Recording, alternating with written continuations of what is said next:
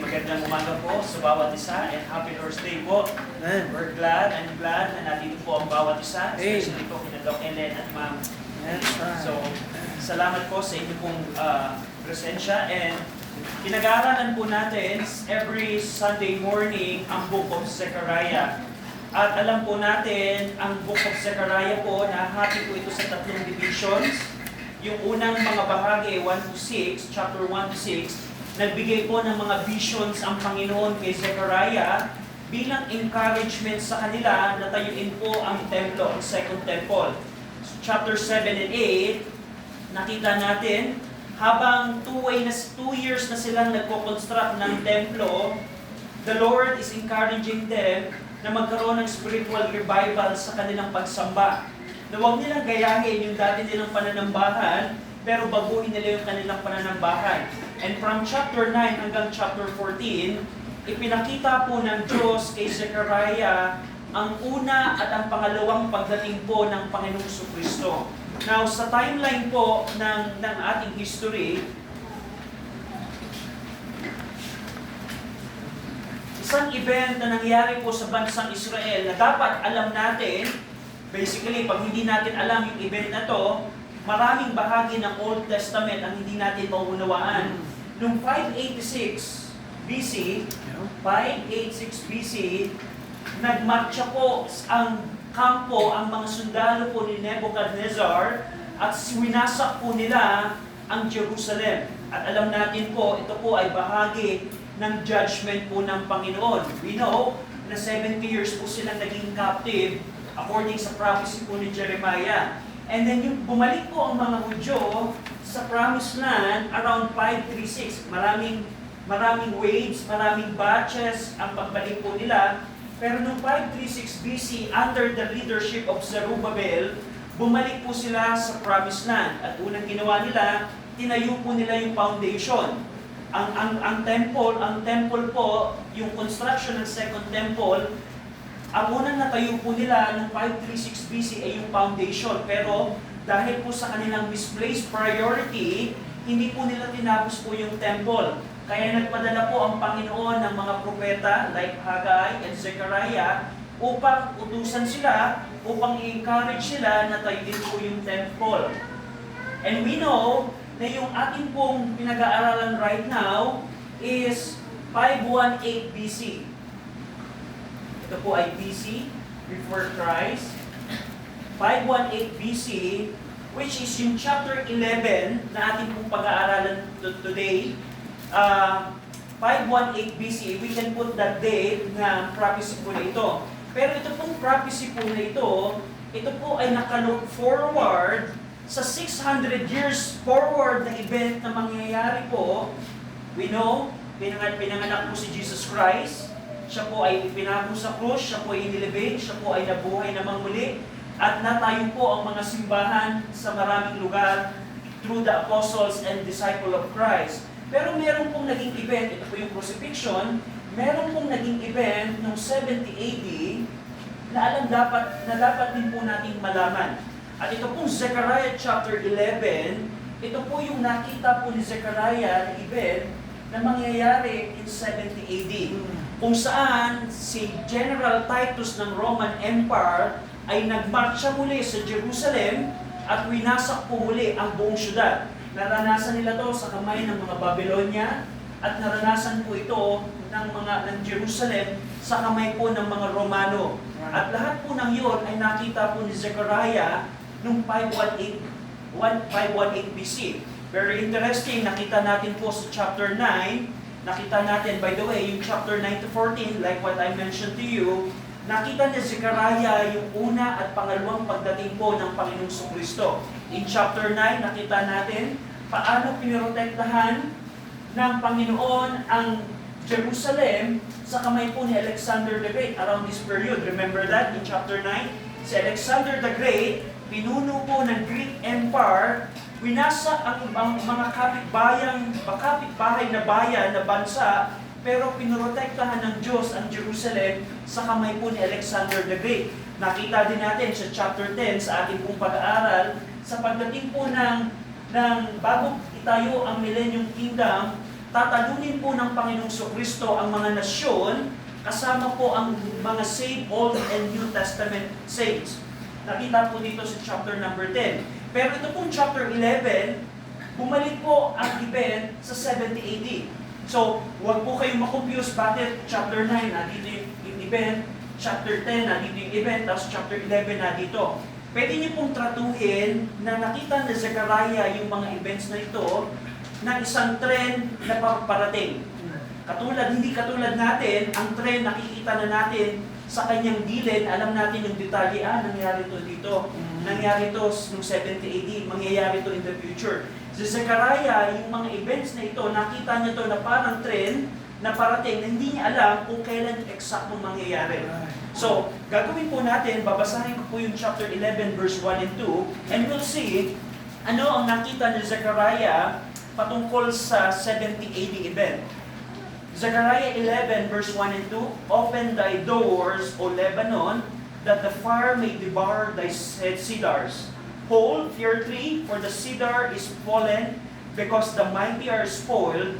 Hold, O ye oaks of Bashan, for the forest of the vintage is come down." Tayo po lahat ay mag-pray.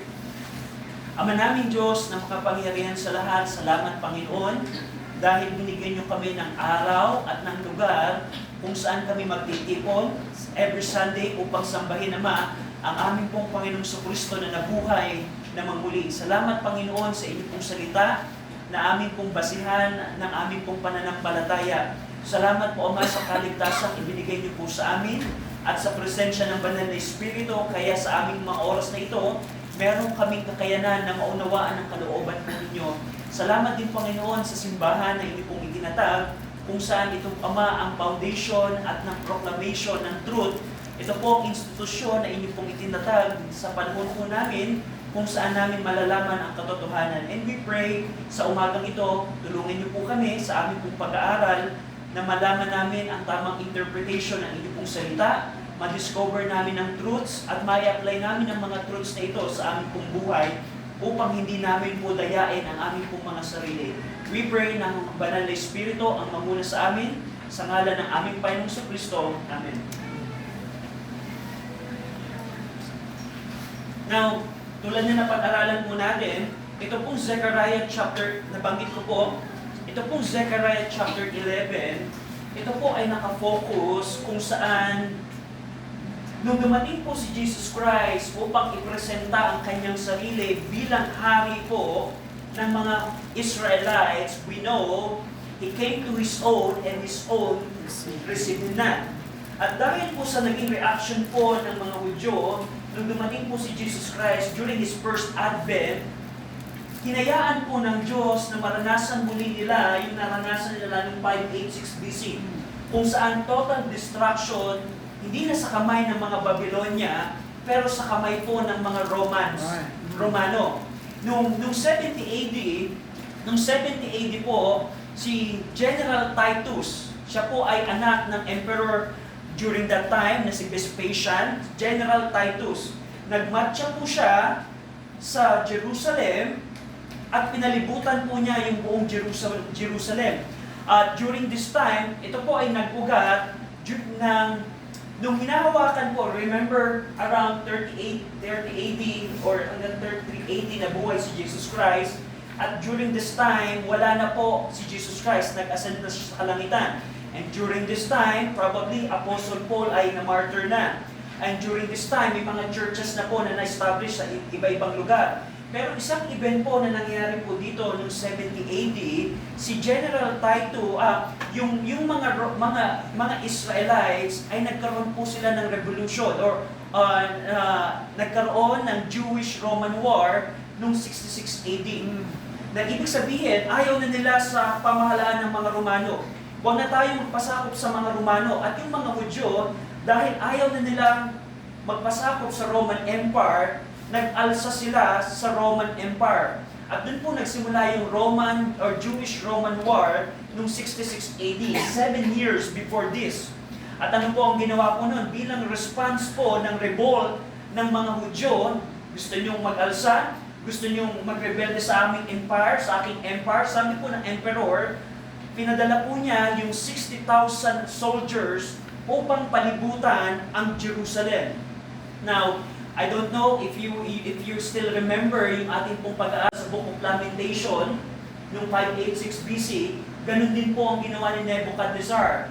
18 months pinalibutan po ang syudad po ng Jerusalem. Pero this time, around 7 months, if I'm not mistaken, na pinalibutan po ng Roman Empire. At alam niyo po, naging impact nun?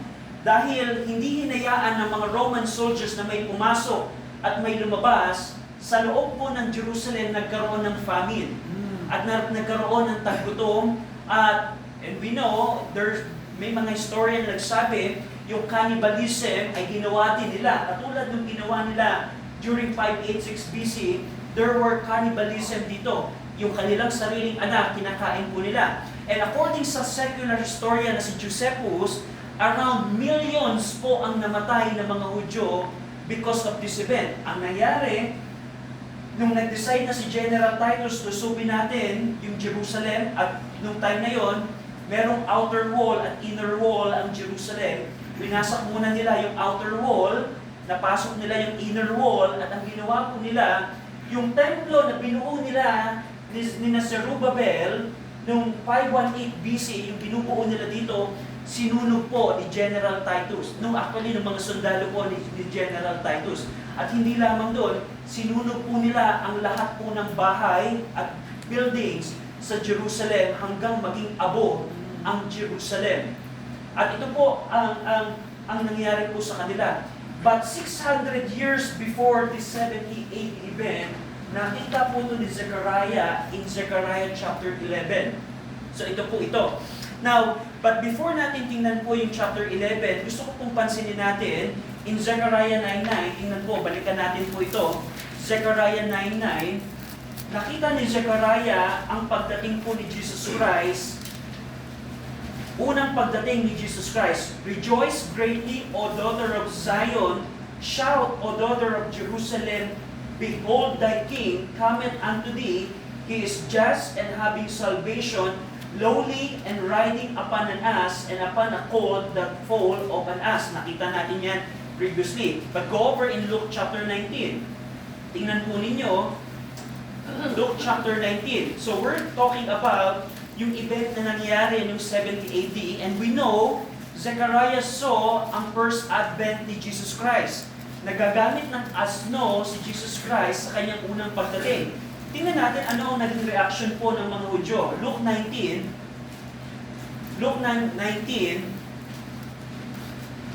Luke chapter 19, makikita niyo po from verse 32 hanggang 39, yung fulfillment ng Zechariah 9:9. Pero gusto ko pong pansinin ninyo, habang parating po ang Panginoong Kristo sa Jerusalem, habang papasok siya, nakaupo siya sa asno, papasok siya ng Jerusalem as prophesied by Zechariah 9:9, tingnan niyo po yung sabi ni Jesus Christ in verse 41 hanggang 44. And when he was come near sa city of Jerusalem, he beheld the city and wept over it. Nung parating po si Jesus Christ, papasok siya ng Jerusalem, nakasakay siya ng asno, nakita niya yung syudad ng Jerusalem. Now, kung kayo po ay pamilyar sa topology ng Mount Olivet at ng Mount Jerusalem or Mount Zion, hill po, merong hill sa pababa. At pag ikaw ay nakapakit ka ng Jerusalem, makikita mo yung buong syudad ng Jerusalem. At dito, habang nakita ni Jesus Christ yung buong syudad ng Jerusalem, naging malungkot siya, umiyak siya, nag-weep siya. Tingnan niyo po, and he was come near, he beheld the city and wept over it. Nagkaroon siya ng pag-iyak or pagkalungkot nung nakita niya yung syudad. Bakit? Tingnan niyo po yung verse number 42. Sabi ni Christ saying, if thou hast known, even thou at least in this thy day, the things which belong unto thy feast, but now they are hid from thine eyes. 43, for the day shall come upon thee, that thine enemy shall cast a trench about thee, and compass thee round, and keep thee on every side, and shall lay thee even with thee ground, and thy children within thee, and they shall not leave in thee one stone upon another, because thou knewest not the time of thy visitation. Ito po ang Zechariah chapter 11. Remember, Zechariah 9:9, Jesus Christ will come sa asno. At Zechariah 11, mawawasak ng 70 AD ang Jerusalem. At ito yung reason bakit nung pumasok si Jesus Christ, papasok siya ng Jerusalem, nagkaroon siya ng kalungkutan. Because alam ni Christ na darating ang Roman soldiers at wala siyang ititirang bato sa Jerusalem. Lahat ng bato na signify ng construction ng building, any stone na pinagpatong-patong to build a building, wala pong ititirang bato ang mga Roman soldiers. At ganun po yung naranasan nila. So Zechariah 11 matches kung ano ang nabanggit ni Christ nung siya ipapasok. At gusto ko pong pansinin ninyo, sabi ni Christ in verse 44, ano yung reason why they experienced that? Because thou knewest not the time of thy visitation. Hindi nila na-discover yung pagbisita ng Panginoon sa kanila upang i-reveal ang kanilang rejection kay Jesus Christ. Piniresenta ni Jesus Christ ang kanyang sarili bilang Messiah, bilang kanilang hari, pero ni-reject po nila. And because of that, they experienced 70 AD destruction, kung saan nawasak po sila. Because Israel rejected the Lord Jesus Christ, the Lord indignation came upon him. They missed the time of the visitation of the Messiah. So, Zechariah 11, ito pong Zechariah 11, by the way, kung kayo po ay pamilyar sa chiastic structure, ang chiastic structure, by the way, ginagamit po ito ng mga Hebrew writers in order na magbigay ng tuon sa isang puntos. Now, ang Zechariah 9 at Zechariah 9 hanggang 11, Zechariah 9 hanggang 11, meron po itong chiastic structure. So, doon po sa inyong study notes, kung meron kayong study notes, pwedeng tingnan po ninyo, makikita niyo po sa from chapter 9, verse 1 to 8, pinakita po ni Zechariah the Gentile adversary. Sino itong Gentile adversary nito? Si Alexander the Great. Nakita po natin yan sa chapter 9. Pagkatapos po noon, from chapter 9, verse 9 hanggang 10, ipinakita yung Great King. Sino yung Great King ngayon? Si Jesus Christ. At letter C, dun sa chiastic structure, from chapter 9, verse 11 to 17, and chapter 10, verse 1 to 12, yung deliverance po ng mga Hudyo na mangyayari po sa Millennium Kingdom. Nakita natin po yan. Pero B prime, which is chapter 11, ipinakita muli ni Zechariah, hindi na yung good king or yung great king, but this time, the good shepherd. Chapter 11, verse 1 to 14. At yung A prime, from chapter 11, verse 15 to 17, the great adversary, which is the foolish shepherd, ang si Antichrist. Makikita po natin yan later on. Pero, ang point ko po dito, yung chapter 9 hanggang chapter 11, kung ifa-follow natin yung chiastic structure, ang pinaka-central point ng chapter 9 hanggang 11 ay yung deliverance po ng mga Hudyo sa Millennium Kingdom. So that's one thing na gusto ko pong pansinin natin.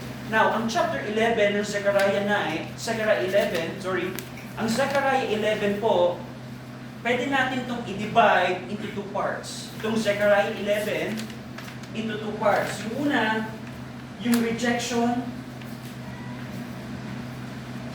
of the good shepherd.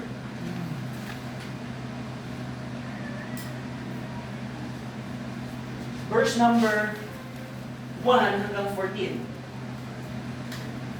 So, Zechariah 11, 1 to 14, it's all about the rejection of the good shepherd. Kailan nangyari yung rejection of the good shepherd? Dito po ito. That's right. Sinabi ni Jesus Christ sa mga Hudyo, I am the good shepherd. I am the good shepherd. But the flock rejected him. That's right. At pangalawang bahagi po ng Zechariah 11, the coming of the foolish shepherd. Sino itong foolish shepherd na ito? Mapapansin niyo po yan, tingnan niyo po yung Zechariah 11, go over to Zechariah 11. Sino itong foolish shepherd na ito? Verse 15, Zechariah 11, and the Lord said unto me, take unto thee yet the instruments of a foolish shepherd. ito pong si foolish shepherd na ito po si Antichrist na uusbong po sa tribulation. So, kung tulad na nabanggit ko po sa inyo kanina, yung mga events na ni Zechariah nakita, minsan dito, minsan in the future, minsan sa past, minsan, so don't get confused. So ito pong coming of the foolish shepherd, verse 15 hanggang 17. So ito po yung pinaka-overview ng chapter 11, kung paano ni-reject nila ang good shepherd, the Lord Jesus Christ, at paano dadating yung foolish shepherd. So, tingnan natin po ang chapter 11. Go over in Zechariah 11, verse 1 and 2. Zechariah 11, verse 1 and 2. Open thy doors, O Lebanon, that the fire may devour thy cedars. So, dito po, ang Panginoon nag-issue ng imperative sa Lebanon bilang pagpapakita po ng pronouncement of impending judgment. Open thy doors, O Lebanon, that the fire may devour the cedars. Verse number 2, another imperative, howl, fire tree, for the cedar is fallen, because the mighty are spoiled.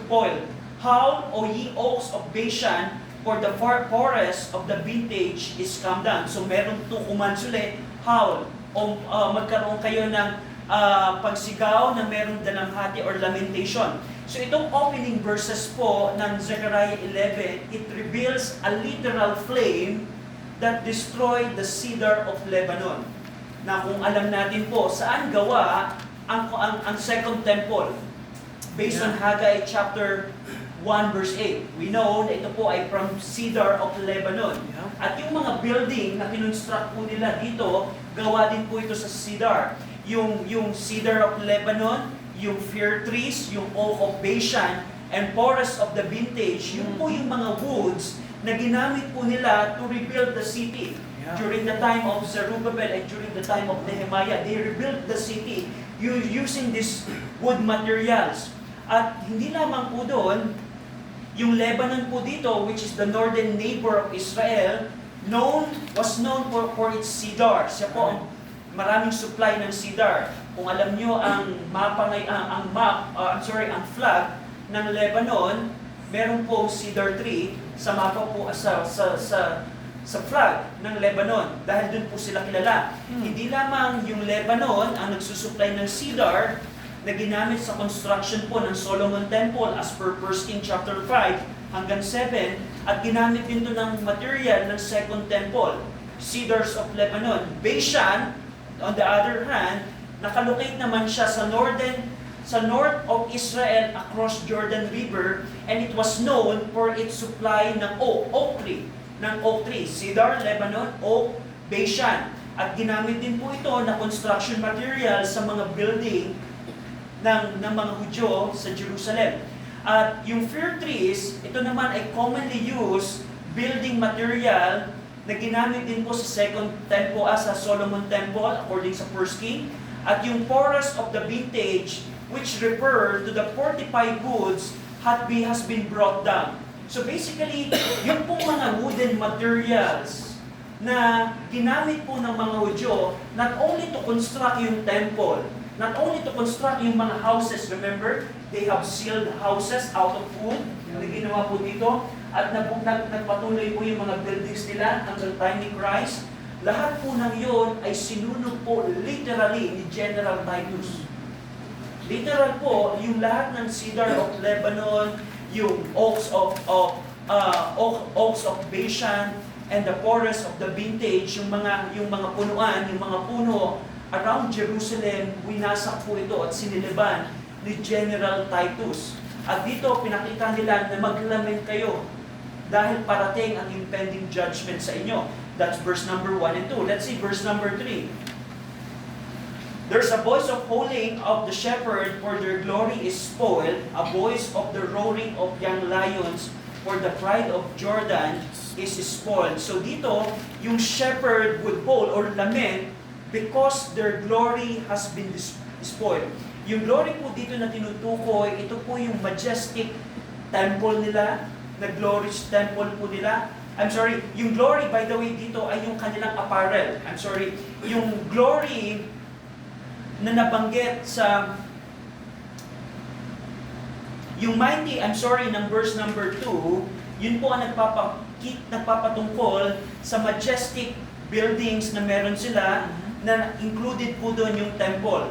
Pero yung glory sa verse number 3, it refers to the glorious or splendor, mga magandang pananamit po ng mga shepherd. Ang tanong, sino itong mga shepherds na ito na tinutukoy? Sabi dito, there's a voice of the holy of the shepherds, for their glory is spoiled. Yung mga shepherds po dito, ito po yung mga priests, ito po yung mga Pharisees, ito po yung mga Jewish tetrarchs na namuno po sa bansang Israel bilang shepherd ng bayan ng Israel. Habang sila ay pinaparusahan ni General Titus, na inutusan sila na nakita ni Zechariah that there is a voice of holy or lamentation. Itong mga leaders na nila, habang naranasan nila yung sunog under General Titus. At makikita po natin dito, ito pong mga shepherds na ito, these are the leaders of Israel who led the people to reject their king. Very significant po na ang papel po ng mga leaders po na ito. Ito pong mga shepherds during the time of Christ, they are the leaders na nagdala sa mga tao na i-reject po nila ang kanilang hari. Go over, for example, in Matthew chapter 26. In Matthew chapter 26. Matthew 26, verse 1 to 4. Tingnan niyo po ito. Dahil po sa mga shepherds or mga leaders po ng mga Hudyo, ang mga Israelites po ay nireject nila ang kanilang hari. Go over in Matthew 26, verse 1 to 4. Tingnan niyo po ito. And it came to pass, when Jesus had finished all this saying, He said unto His disciple, You know not that after 2 days is the feast of the Passover, and the Son of Man is betrayed to be crucified? Then assembled together the chief priests and the scribes and the elders of the people unto the palace of the high priest, who was called Caiaphas, and consulted that they might take Jesus but by subtlety and kill Him. Go over in Matthew 27, verse 12. Matthew chapter 27, verse number 12. Matthew 27, verse number 12. And when He was accused of the chief priests and the elders, He answered nothing. So, kung based sa account po ng gospel, sino po ang promotor? Who are leading the people to crucify and reject the king? Ang mga shepherds po, ang mga priests. That's why sa Zechariah chapter 11 verse 3, nakita po ni Zechariah ang punishment na pinaranas ng Diyos sa mga shepherd. A voice, another thing na makikita nyo in verse number 3, a voice of a rolling young lions, for the pride of Jordan is spoiled. Yung pride of Jordan na tinutukoy po dito, this is Israel. Ito po yung bayan ng Jerusalem, the pride of Jordan, referring to Jerusalem. So, verse number 4, Thus saith the Lord my God, Feed the flock of the slaughter, whose possessors slay them, and hold themselves not guilty, and they that sell them say, Blessed be the Lord, for I am rich, and their own shepherd feedeth them not. So bilang aspeto po ng mga shepherds ng Israel during this time, hindi lamang nilid nila ang mga tao in rejection of their king, ginagawa din po ng mga shepherds na ito ay they exploit their own people. Napansin niyo po dito? Sabi ng Panginoon kay Zechariah, feed the flock of thy slaughter. Ang Panginoon kinuman si Zechariah to assume the role of the good shepherd as a prophetic foreshadowing of the Lord Jesus Christ, who later appeared na siya ang good shepherd. Zechariah, you feed the flock of slaughter. Yung idea po ng flock of slaughter, yung mga tupa, mga sheep, yung flock that are destined for slaughtering. Tinawag po ng Diyos na ang mga Israelites as a flock of the slaughter. Imagine niyo may mga tupa dito na nakapila sa slaughtering house. Yun po yung idea na to. Itong flock, itong mga Hudyo na ito, they are the flock destined to be destroyed. the flock of slaughter. Sabi ng Panginoon, Zechariah, feed the flock of the slaughter. Prefigure of Christ. Pero ang gusto kong pansinin nyo in verse number 4, whose possessors lay them. Yung flock of the slaughter, meron silang possessor na nag-slay sa kanila, pumatay sa kanila, and hold themselves not guilty, and they that sell them say. So, yung mga possessors na ito, binili sila, pinatay sila, at ibinenta sila for financial gain. Sino itong mga possessors na ito? Ito po yung mga shepherds na nabanggit sa verse number 3. Yung mga shepherds, yung mga religious leader, yung mga political leaders po ng mga Hudyo, they exploit them, ang kanilang mga tao. Tingnan niyo po, for example, sa Matthew chapter 23, verse 14. Ano klaseng leader ang mga Pariseyo, ang mga priest, ang mga scribe during the time of Christ? Tingnan niyo po, Matthew 23, verse number 14. Matthew chapter 23, verse number 14. Basahin po natin ang sabay-sabay. Ready? Read. Woe unto you, scribes and Pharisees, hypocrites! For ye devour widows' houses, and for pretense make long prayer. Therefore ye shall receive the greater damnation. Sa napansin niyo po, yung mga scribe and mga Pharisee, they devour widows' houses. Ano bang ibig sabihin nito? They exploit yung mga widow na walang capability. They exploit yung mga tao nila for their financial gain. Remember, anong nakikita niyong itsura ng temple during the time of Christ? Do you remember na merong marketplace around That's right. the temple? Sino po yung mga may business po nun? Yeah. Yun po ay businesses ng mga priests. Yeah. Ang ginagawa po ng mga priests, kailangan mo mag-offer ng tupa sa templo, bumili ka na ng tupa sa akin kasi meron dito akong binebentang tupa. So you don't need to bring, in order to offer animal sacrifices in the temple, you don't need to bring. You just bring money and you buy it to the priest. At yun po ang businesses po ng mga religious leaders po nila during the time of Christ. Kaya ganun na lamang na sabi ni Jesus Christ, huwag niyong gawing tahanan ng mga magnanakaw ang tahanan ng Diyos. That's right. And ang point dito, yung mga religious leaders and political leaders nila, yung kanilang mga shepherds, they exploit their own people so that they would gain financially. Ngayon, sa ating panahon, nangyayari ba yan? Yeah.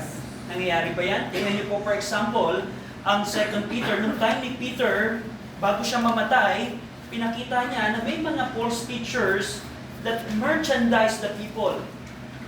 Sa Tagalog po, pinagkakaperahan po ang mga tao. 2 Peter chapter 2, verse 1 to 2. Tingnan niyo po. But there were false prophets also among the people, even as there shall be false teachers among you, who privily shall bring in damnable heresy, even denying the Lord that bought them, and bring upon themselves swift destruction. Verse 2, and many shall follow their pernicious way, by reason of whom the way of truth shall even spoken of. Verse 3, and through covetousness shall they with vain words make merchandise of you, whose judgment now of a long time lingereth not, and their damnation slumbereth not. So pansinin niyo po, they make merchandise of you. Not only that, during the time of Titus, go over in Titus chapter 1. Titus chapter 1, Peter testified that there are many false teachers that make merchandise of the people. Bilang false teachers, ginagamit nila yung mga mabubulaklak na salita in order to make merchandise of the people. Not only that, Titus chapter 1, Titus 1,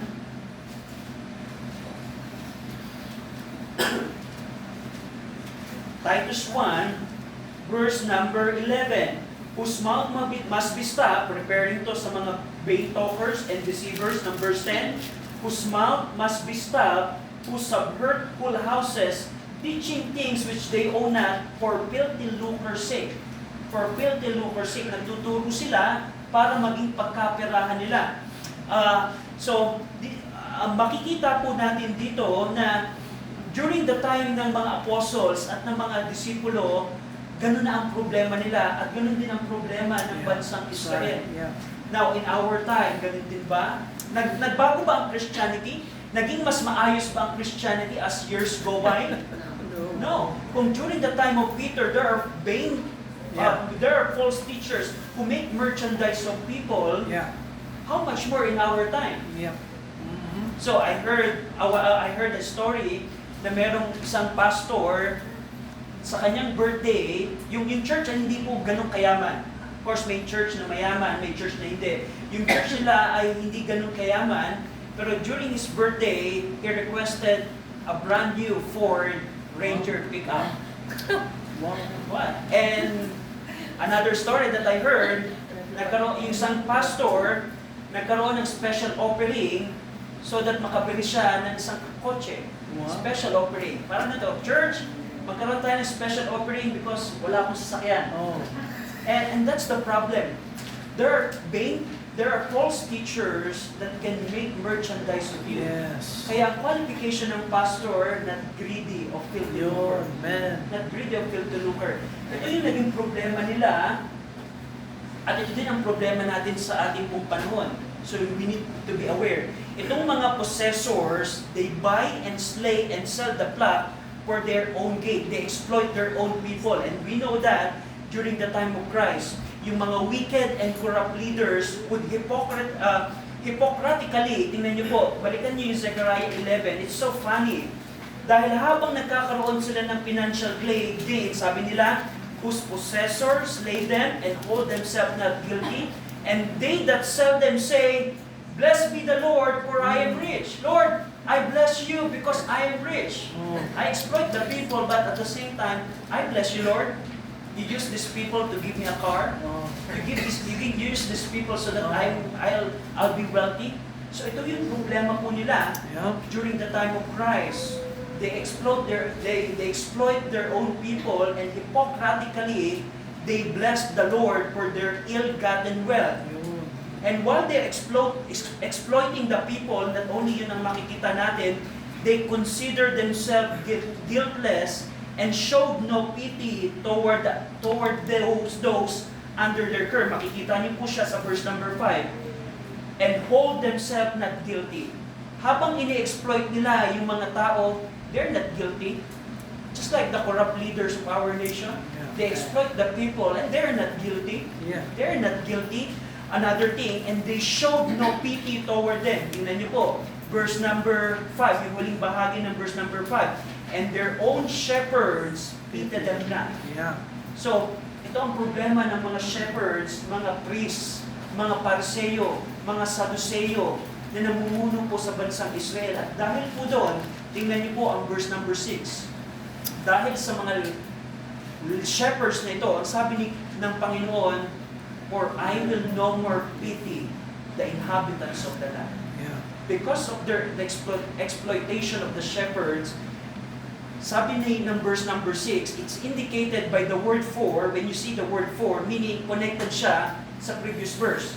Because of the exploitation of the shepherds, in response sa exploitation ng mga Jewish leaders, sabi ng Panginoon, I will no more pity the inhabitants of the land. Yung word na pity, meron po itong idea ng having compassion to hold back the full extent of the Lord's wrath.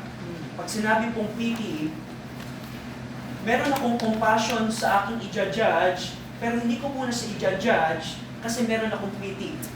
And the Lord said to Zechariah, I will no more pity the inhabitants of the land.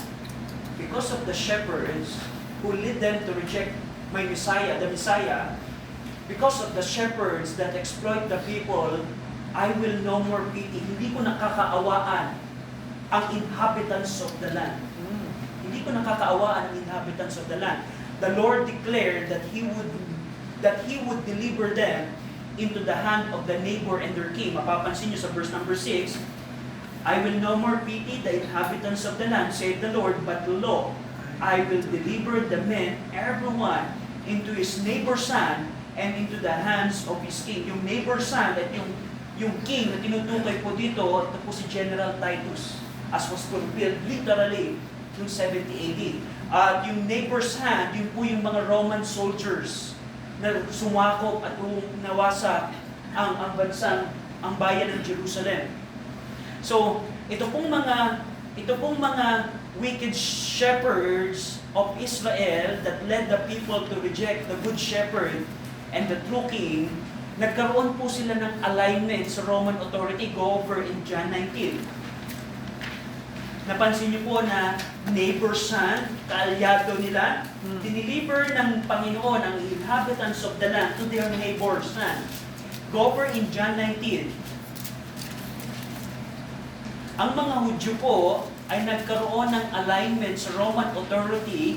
Rather than accepting Christ as their king, they aligned to the Roman Empire. Yeah. Go over in John 19, verse 14 to 16. Tingnan niyo po ito.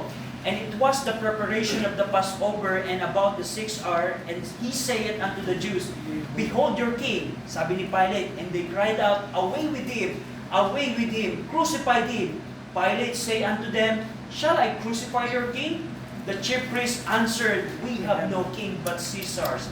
Then deliver he him therefore unto them to be crucified, and they took Jesus and led him away. That's their neighbor, the Roman Empire, the Roman king. Their king. Diniliver ng Diyos ang inhabitants of the land sa kanyang hari, of his king and his neighbor. So, ito pong problema dito, ito pong time ni Christ, they placed their trust in the military strength and political power ng Rome rather than sa kanilang hari na si Jesus Christ. At bilang resulta po nito, the Lord will give the Israelites over the Romans for judgment and destruction. The Lord assured, yung huling bahagi ng verse 6, tingnan niyo po, the Lord assured that Israelites that He will not save them from the hands of the Roman. And yung huling bahagi ng verse 6, and they shall smite the land, and out of their hand I will not deliver them. Dumating sa punto, because of their rejection of their king, hindi sinalba ng Panginoon ang bayan ng Jerusalem noong 70 AD. So ito po ang nangyari po sa kanila. Naranasan nila to noong 586 BC. At mula noong 70 AD hanggang modern time po natin, ang bayan po ng Jerusalem ay wasak at sira. Ngayon lang po nare-restore.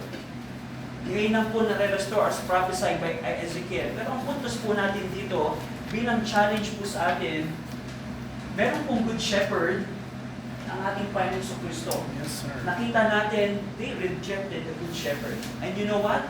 Pagdating po ng tribulation, Yep. tatanggapin po ng bansang Israel ang foolish shepherd. Yep. Which we're going to see later on as we study yung mga succeeding verses. Pero bilang Kristiyano, merong good shepherd at merong foolish shepherd. Sinong pipiliin mo? Alam mo ba, ang foolish shepherd ay may kapangyarihan in our time? Our world is anti-Christ. The system of the world is anti-Christ. Ang pamamaraan ng mundo ay anti-Kristo. Yep. At bilang mga mananampalataya, yes, we will not experience tribulation, but in our time, which one are you going to choose? Yeah. The things of the anti-Christ, of the foolish shepherd, or the good shepherd? Bilang application, kung merong truths ang scripture, let's say, kalooban ng Diyos, ang isang bagay patungkol sa iyong buhay, ito ba ay gusto ng good shepherd o gusto ng foolish shepherd?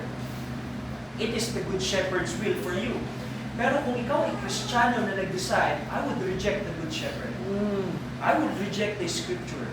I would reject kung anong gusto ni Jesus Christ sa aking buhay. If you're going to reject the good shepherd, I want you to be educated on what happened to them. Yeah. They rejected the good shepherd and this is what happened to them. And bilang mga mananampalataya, yes, you have free will to reject the good shepherd. In your decision, in your daily lives, in your career, in your marital life, in your familial life, we have a free will to reject what's the good shepherd will for us. It's sure for you. But take note, rejection of Christ and His will has consequence, as we see here. Right. They rejected their good shepherd, and the Lord said, I will no more pity them. I will no more pity them. At yan po ang nakakalungkot na karanasan. Pag nararanasan natin ang consequence because of our rejection of God's will, we can experience consequence, and it's hard to hear, the Lord is not beating on them. Of course, we know the Lord will restore and forgive us if we will repent and go back to His will. But the thing here is, it's not a good idea to reject the Good Shepherd. Shall we pray? Ama namin Diyos, salamat Panginoon sa inyong pong salita na aming pong napag-aralan. Salamat Ama sa Zechariah chapter 11 verse 1 to 6 na nakita namin ang literal fulfillment ng 70 AD destruction of Jerusalem. At dahil po dito, nagkaroon kami ng truths na kayo po ay seryoso sa inyo pong mga tao. We pray na bilang mga mananampalataya in our time, tulungan niyo kami na palagi pong magpasakop sa Good Shepherd at huwag namin piliin ang foolish shepherd, ang sistema ni Antichrist, ang pamamaraan ni Antichrist sa aming pong mga buhay. Tulungan niyo kami, in Jesus' name we pray. Amen.